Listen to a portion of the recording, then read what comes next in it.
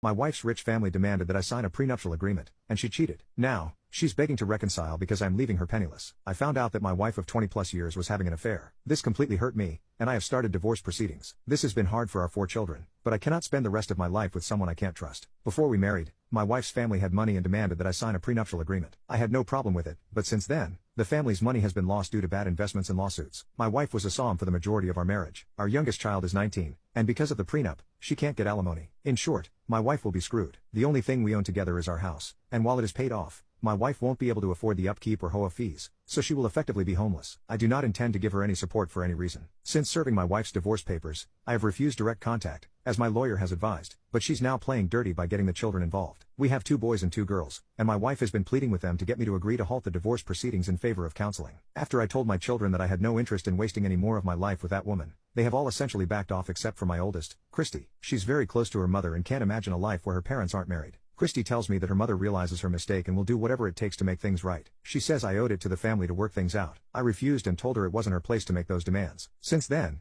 the only time Christy talks to me is when she's sobbing and asking me not to destroy the family. I understand that this is hard for her and offered to pay for therapy so she can cope, but she said there wouldn't be anything to cope with if I weren't trying to divorce her mother. Since Christy is being too emotional to act within reason and refuse therapy, I have resolved to limit contact until after the divorce. However, my other children say Christy's behavior is worsening. Update: I have a scheduled sit down with her to explain that what goes on between her mother and me is not her fault and that